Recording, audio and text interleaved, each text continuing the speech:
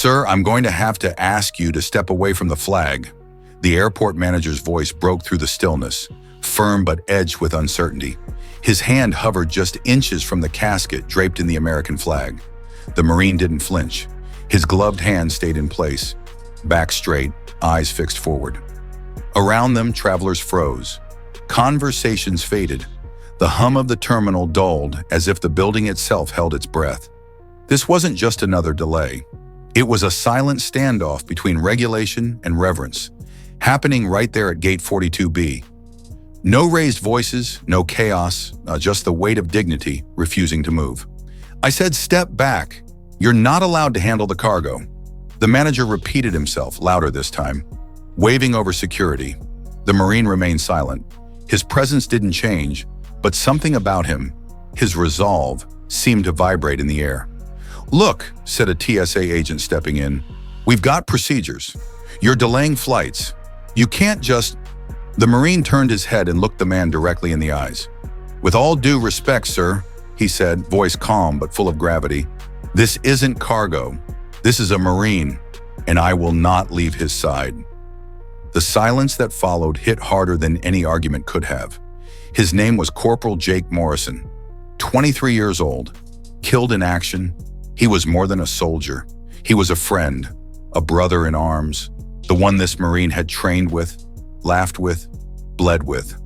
Jake once twisted his ankle on a mission in the Afghan hills, and it was this Marine who carried him back. Now he was carrying him again, this time home. Jake loved lemon pie, fishing with his dad, and singing country roads after missions. The airport saw a box. He saw the memories, the sacrifices, the final goodbye, and he wasn't about to let Jake be forgotten. In the Marine Corps, there's a code. When you're assigned to escort a fallen soldier, you don't let go of that casket, not from the moment it touches the ground to the moment it's handed to the family. It's not just tradition, it's sacred duty. No excuses, no delays, no distractions. You stand the watch, you walk the walk, and you do it with silence, dignity, and unwavering respect. This wasn't a performance, it was a promise. One made long before the flight landed, one that didn't bend to protocol or convenience, especially not in an airport too busy to care. But they pushed harder. "This is not a funeral home," the manager snapped. "We don't do ceremonies here. Either step aside or we'll remove you." Still, the Marine said nothing. He could have explained the history, the centuries of honor behind standing watch over the fallen. He could have talked about the silence, the salute, the ritual of respect.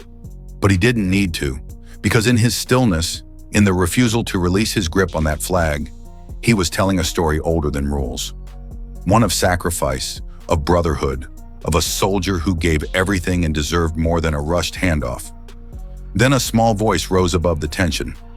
"Why is he touching the flag, Mommy?" A little girl, maybe 6, clutched her teddy bear and stared through the crowd.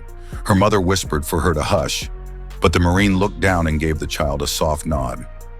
"Because he's making sure someone gets home," he said. The words weren't loud, but they cut through the noise. The TSA agent hesitated. The manager's stern face faltered. People around them shifted, unsure but no longer impatient. A moment of humanity had cracked the wall. The silence returned, but this time it was reverent. Something changed. The airport wasn't just a building anymore. It became a place of remembrance. The Marine bent slightly, his voice now just above a whisper.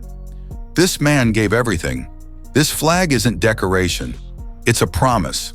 With that, he began to walk. Slow, steady, hand never leaving the casket. He didn't ask for permission. He didn't need clearance. Because duty doesn't request approval, it moves forward, even when others stand in its way. And the airport moved with him, not through instruction, but through understanding. In his stride was a story, and for once the world was willing to listen. One by one, people rose. Hats came off, hands moved to hearts, phones lifted, not for a spectacle, but for a tribute. A veteran in a wheelchair raised a trembling salute. A man near the food court began singing the national anthem, softly at first, then joined by others. Tears streamed down cheeks. For a few minutes in the middle of a busy terminal, time stood still. It wasn't a protest. It wasn't a performance, it was a moment of national clarity. As the Marine led the march, it became clear this wasn't just an escort, it was a national homecoming. At the gate, the family waited. A mother collapsed into sobs the moment she saw the casket. A father saluted, hands shaking. A sister dropped to her knees, whispering through her tears, "Welcome home, Jake." The Marine said nothing, his gloves soaked in sweat, his spine aching from the rigid march, his throat dry from holding back emotion. But he didn't waver, not even as the pain set in. Not even as the crowd watched in silence.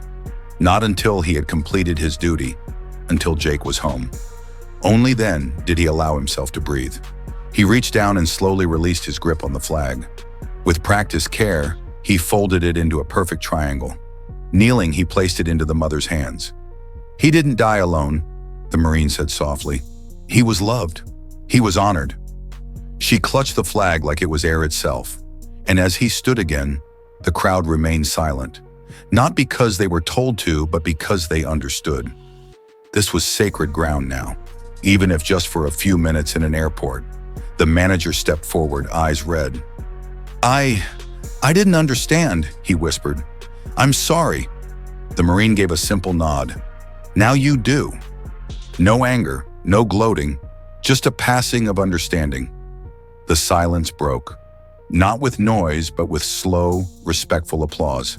It wasn't for show, it was for Jake, for every Jake. A moment of collective memory, a reminder that beyond our routines and our rush, there are those who gave it all so we could have them. In that moment, America remembered what honor looks like. If this story touched your heart, hit that like button, subscribe to the channel, and drop a karma in the comments below. Let's never forget those who served and those who stand watch over them, even when no one's looking.